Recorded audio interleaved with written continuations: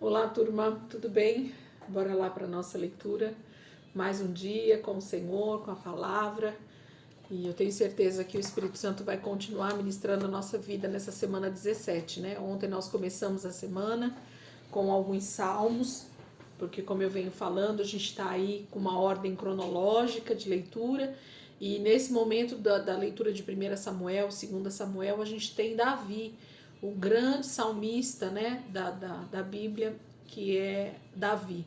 Então ele já está nesse processo de orações e clamores e petições e cânticos, né, ao Senhor, clamando pela vida dele e pela perseguição que ele está sofrendo nesse momento por Saul. Então a gente vai ter bastante salmos aí intercalando nesse momento.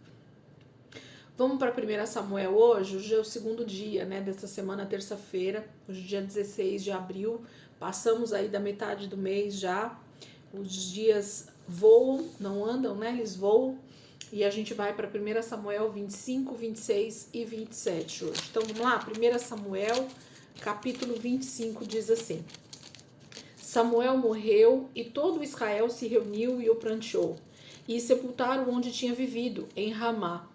Depois Davi foi para o deserto de Maom.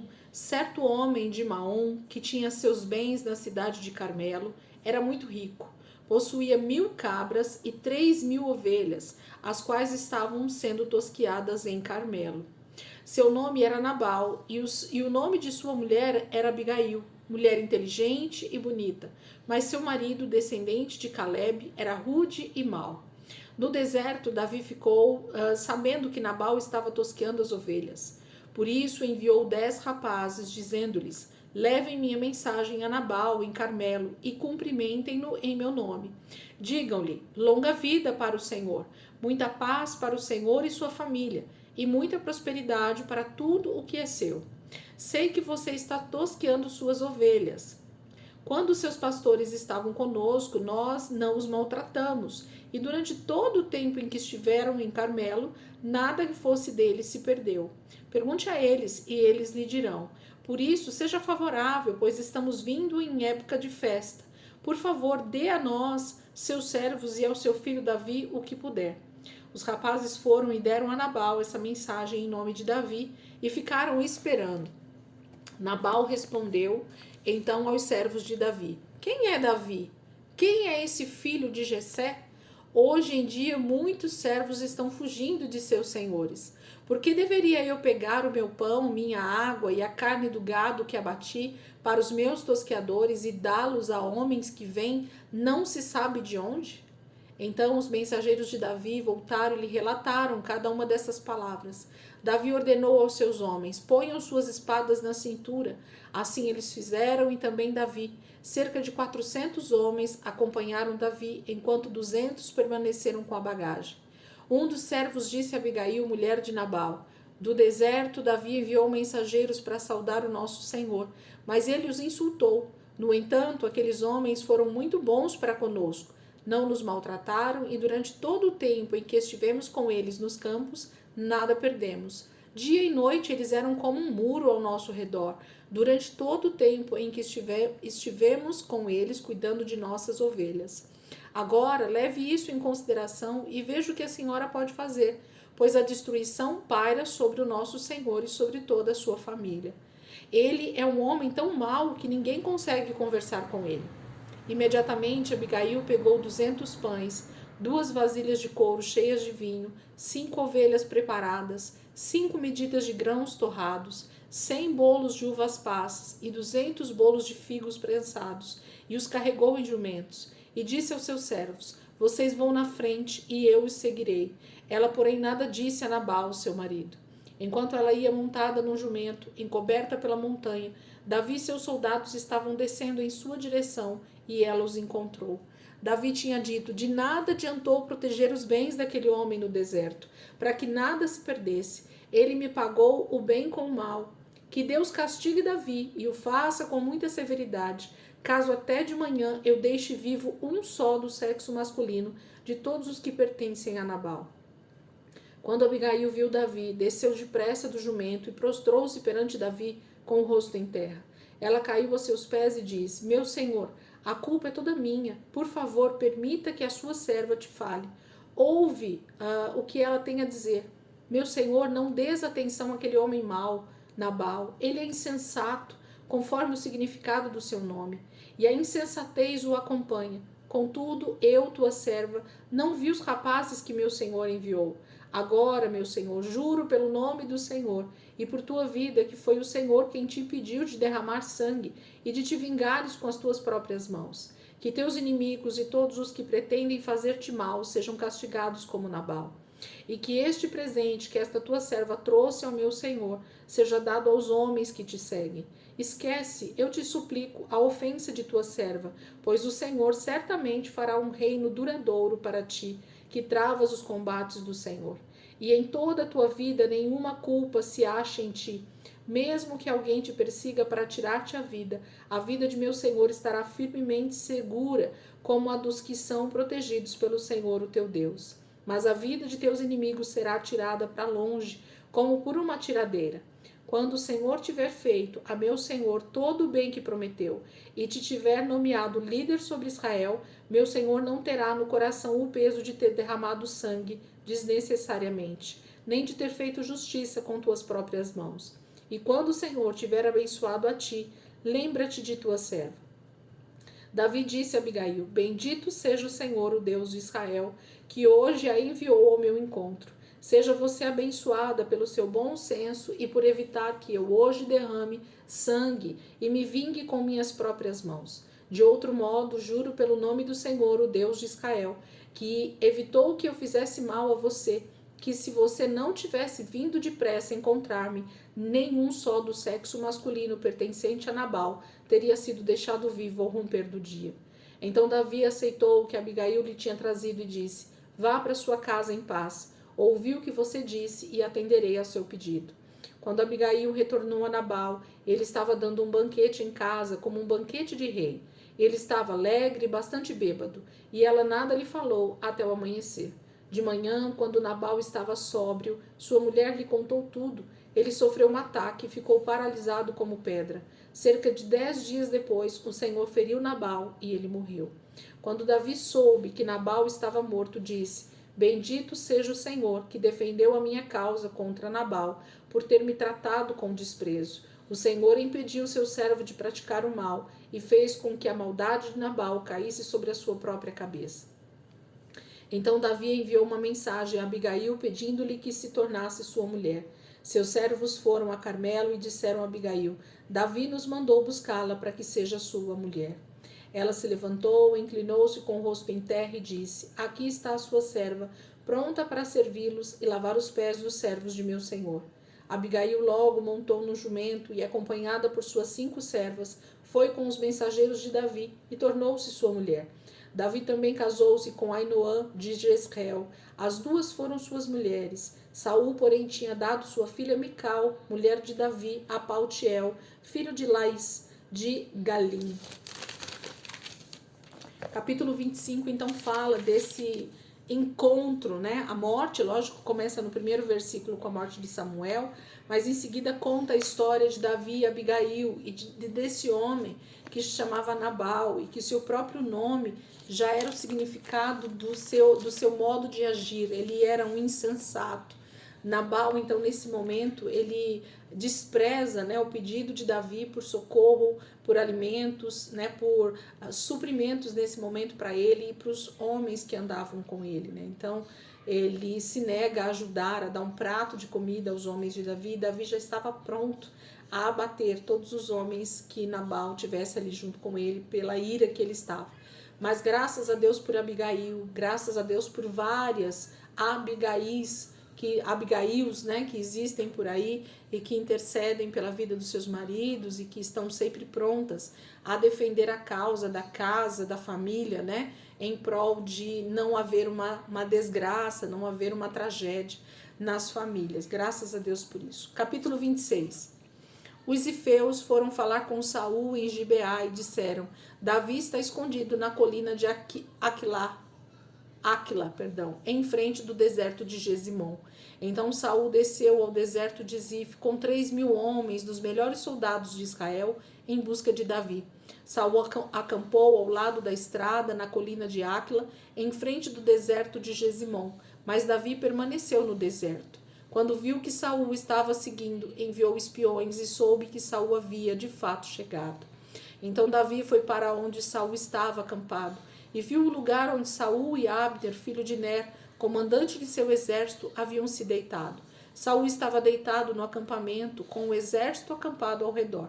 Davi perguntou ao hitita Aimeleque e a Absai, filho de Zeruia, irmão de Joabe: quem descerá comigo ao acampamento de Saul?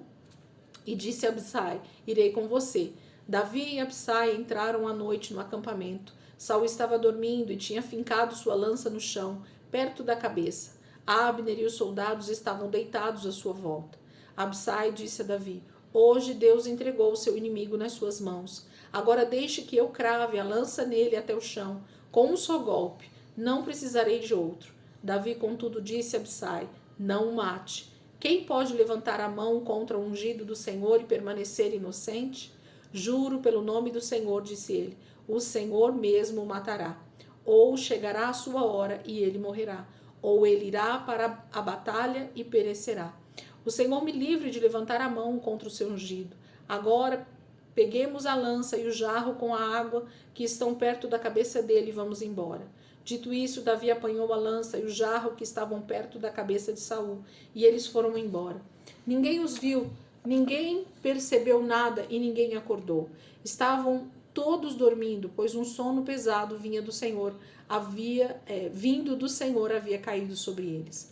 Então Davi foi para o outro lado e colocou-se no topo da colina, ao longe, a uma boa distância deles, e gritou para o exército e para Abner, filho de Ner: vocês não vão me responder, Abner? Abner respondeu: quem é que está gritando para o rei? E disse Davi: você é homem, não é? Quem é como você em Israel? Por que você não protegeu o rei seu senhor? Alguém foi até aí para matá-lo. Não é bom isso que você fez. Juro pelo Senhor que todos vocês merecem morrer, pois não protegeram o seu rei, o ungido do Senhor. Agora olhem, onde está a lança e o jarro de água do rei que estavam perto da cabeça dele? E Saul reconheceu a voz de Davi e disse: é você, meu filho Davi? Davi respondeu: sim, ó rei, meu senhor. E acrescentou: por que meu senhor está perseguindo esse seu servo? O que eu fiz e de qual mal sou culpado? Que o rei, meu senhor, escute as palavras de seu servo. Se o Senhor o instigou contra mim, queira ele aceitar uma oferta. Se, porém, são homens que o fizeram, que sejam amaldiçoados perante o Senhor. Eles agora me afastaram de minha porção na herança do Senhor e disseram: vá, preste culto a outros deuses. Agora que o meu sangue não seja derramado longe da presença do Senhor. O rei de Israel saiu à procura de uma pulga, como alguém que sai à caça de uma perdiz nos montes. Então Saul disse: pequei, volte, meu filho Davi. Como hoje você considerou preciosa a minha vida, não farei mal a você de novo. Tenho agido como um tolo e cometi um grande erro. E respondeu Davi: aqui está a lança do rei, venha um de seus servos pegá-la. O Senhor recompensa a justiça e a fidelidade de cada um. Ele te entregou nas minhas mãos hoje, mas eu não levantarei a mão contra o ungido do Senhor. Assim como eu hoje considerei a tua vida de grande valor, que o Senhor também considere a minha vida e me livre de toda angústia. Então Saul disse a Davi: seja você abençoado, meu filho Davi. Você fará muitas coisas e em tudo será bem-sucedido. Assim Davi seguiu seu caminho e Saul voltou para casa. Capítulo 26 é o segundo episódio em que Davi tem a oportunidade, de matar o seu inimigo, naquele momento que seria o rei Saul. Mas ele entende que o que está por trás, da vida de Saul, atormentado, buscando a morte de Davi, não é ele, mas sim a inveja, um espírito maligno, de alguma maneira está atingindo a vida de Saul, e Saul então persegue Davi insistentemente. Então, mais uma vez, a nossa luta não é contra o ser humano, não é contra o nosso irmão, não é contra o nosso marido, não é contra a nossa esposa, não é contra os nossos filhos, não é contra o nosso pastor, não é contra as pessoas que estão ao nosso redor. A nossa luta são contra principados e potestades, são contra os inimigos de Deus, são inimigos espirituais que lutam insistentemente para que nós, como seres humanos, deixemos de refletir a glória de Deus, que a gente deixe de ser realmente a semelhança do Senhor. Capítulo 27, para a gente terminar a leitura de hoje. Davi, contudo, pensou: algum dia serei morto por Saul.